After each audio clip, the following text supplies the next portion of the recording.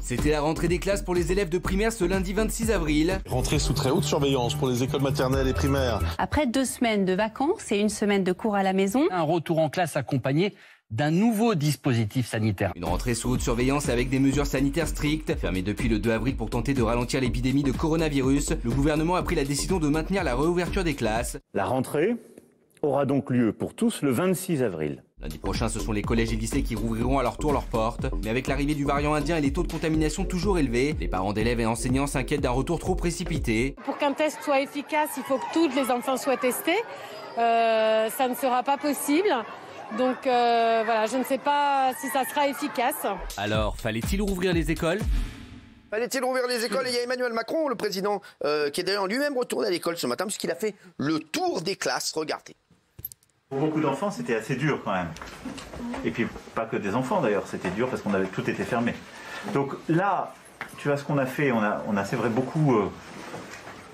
il y a eu des règles très dures, ça va être jusque début mai. Et après, on va progressivement rouvrir. Mais ce qu'on veut faire, c'est y aller tout doucement pour éviter que ça reparte.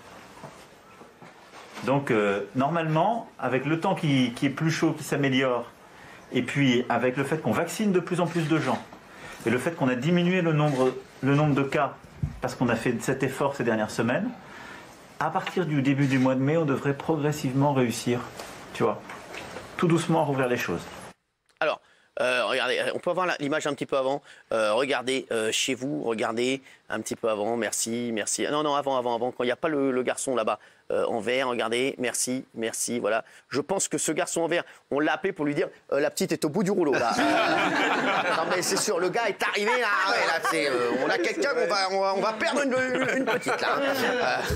Alors, fallait-il vraiment rouvrir les écoles? Déjà, Sylvain, est-ce que les conditions étaient réunies pour réouvrir les écoles aujourd'hui? Moi je pense que non. On ne peut pas ouvrir les écoles en étant... c'est pas sain pour tout le monde. On ne peut pas empêcher les enfants de se passer le virus. Les conditions ne sont pas réunies. Vous vouliez pas que ça réouvre? Pas dans ces conditions-là. Ça veut dire d'autres tatouages à faire ou quoi? Non mais... Le distanciel non plus, c'est pas l'idéal parce qu'il y a des parents qui n'ont pas d'ordinateur, qui regardent sur un ordi, qui n'ont pas de connexion Internet, qui font ça sur un téléphone. Donc les conditions ne sont pas réunies non plus pour travailler. Vous étiez pour la fermeture à l'époque? Le problème, c'est que les conditions ne sont pas réunies pour qu'on ouvre correctement.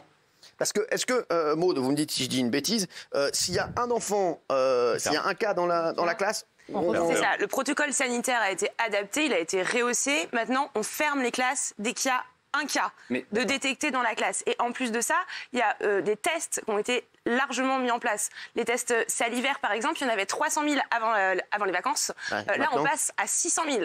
Et les autotests, et ça fera plaisir à Martin Blachier, parce que je sais qu'il est très pro-test, il y en aura 2 qui vont être donnés pour le personnel chaque semaine et 1 pour les lycéens à partir du 10 mai. Donc, on augmente et on fait un protocole sanitaire qui est plus strict, qui vise à être plus efficace.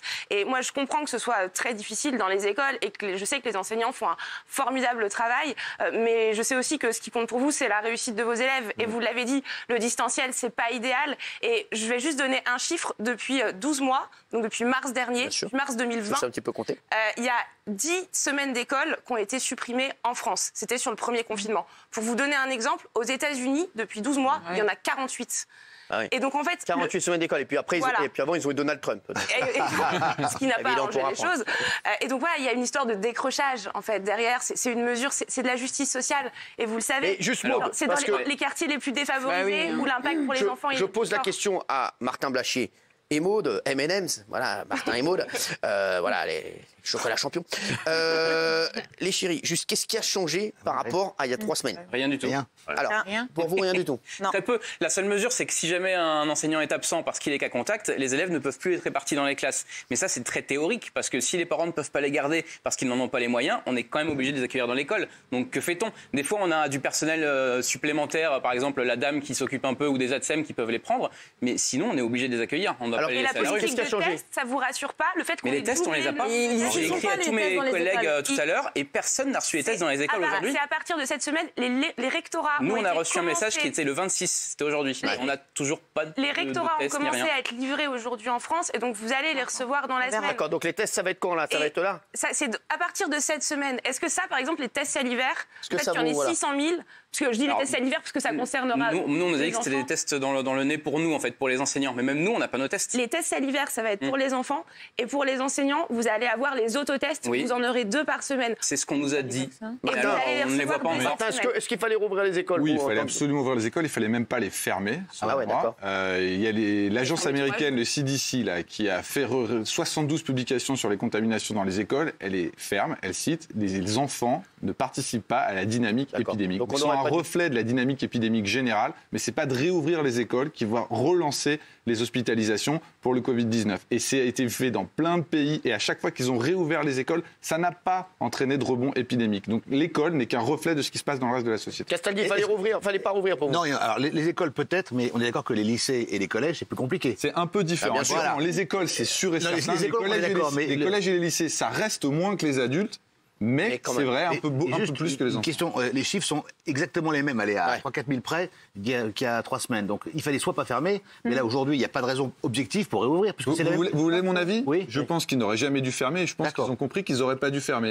Il fallait réouvrir de toute façon. Donc le problème, ça a été de fermer, c'est pas de réouvrir. Voilà, c'est une bonne réponse, ça. La fermeture, elle a été faite, ça concerne 3 jours. Oui, c'est par rapport au vaccin. Exactement. Et ça a été fermé sous une pression extrême. C'est vrai, Maud, c'est vrai. Oui, Kelly Vedovelli. Je veux bien, mais ça fait quand même un moment qu'on a prouvé plusieurs fois que les enfants pouvaient ramener le virus à la maison. Donc à un moment donné, si on ne sait plus trop ce qu'on dit, on l'a entendu énormément de fois. Ça, c'est pas vrai. C'est pas vrai, ça, parce que c'est vrai que ça, c'est pas prouvé. Ça, non, c'est pas prouvé. Et on attend la preuve de l'inverse aussi. Et ce qui est prouvé, c'est que dans les écoles, quand il y a des contaminations... Quand il y a eu des contaminations d'école, c'est essentiellement passé par les professeurs et le staff de l'école et pas les élèves. Mais qui a dit ça? Qui L'agence américaine d'épidémiologie. Il y a une étude française qui dit le contraire. Il y a l'étude comme corps qui dit qu'il n'y a jamais eu autant d'infections par des enfants de moins de 11 ans depuis un mois. On a la mais ça c'est différent. Ça c'est différent. C'est pas parce qu'il y a des infections dans les écoles que ça passe par les écoles. Si c'est les parents, parce qu'ils sont très infectés, qui contaminent leurs enfants, ça sert à rien de fermer les écoles. Alors, on a la chance d'avoir un spécialiste, Eric. Non, pour moi, oui, il fallait rouvrir les écoles. Et à un moment donné, il faut vivre avec ce virus, quoi. Là, on en peut Moi, je te sens au bout du rouleau avec le virus. Non, mais c'est vrai. Mais à un moment donné, parce que lui, c'est le mec, qui fait le plus la fête au monde. Sans déconner. Ah non, mais je vous le dis. Non, mais à un moment donné, faut vivre avec ce virus parce que là, à force, c'est compliqué. La dernière fois, je lisais un article là.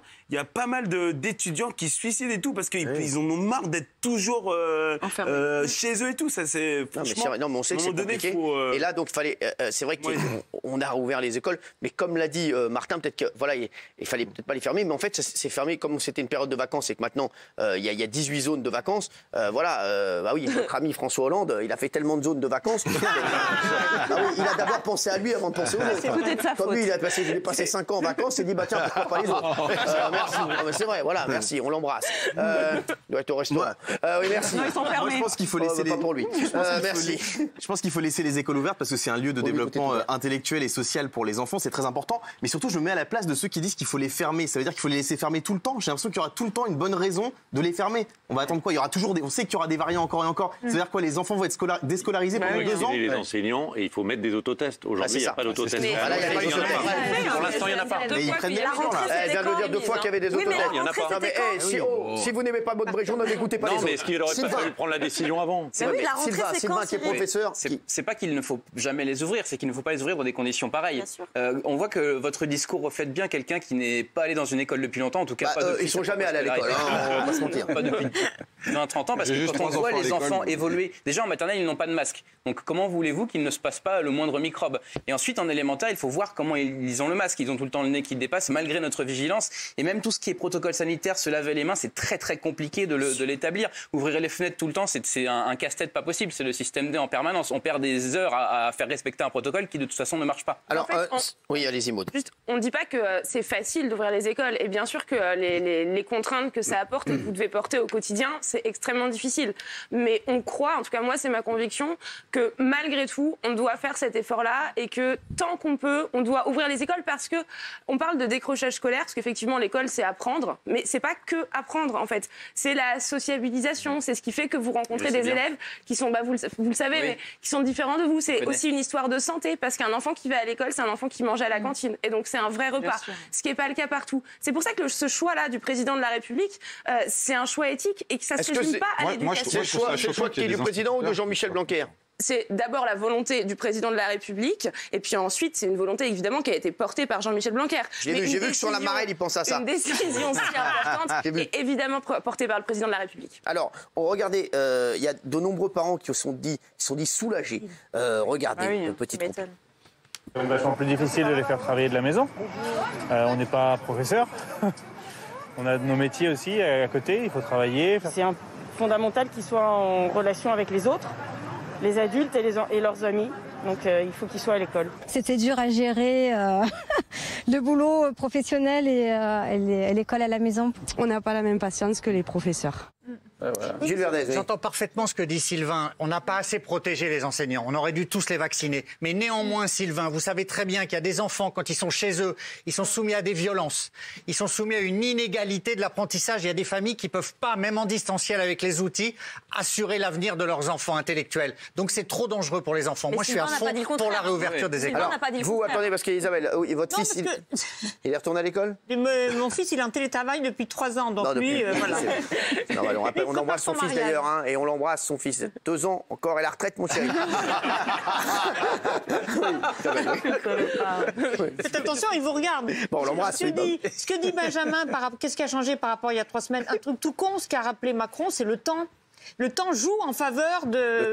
Plus on peut être dehors, plus moins on a de risques. Oui, le temps. Merci. Pas le temps là, c'est la météorologue qui parle. Hein. D'accord, très bien. Oui, merci. Une question. La vaccination des enseignants, ça en est où? Est-ce que ça avance? Est-ce que ça prend bien? Il y a des créneaux dédiés aux enseignants qui sont déjà ouverts. Qui ont été ouverts il y a quelques semaines de ça, qui concernent les enseignants de plus de 55 ans. Bien sûr, on aimerait que tous les enseignants puissent être vaccinés en un claquement de doigts. Mais vous le savez, aujourd'hui, on a encore une contrainte que celui de l'approvisionnement des doses.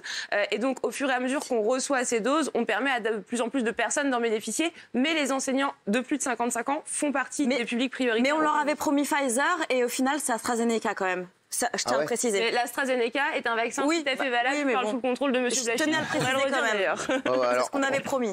Alors oui, 48%, non. À 52%, vous voyez, c'est assez partagé. Et ils sont plus du côté de Sylvain.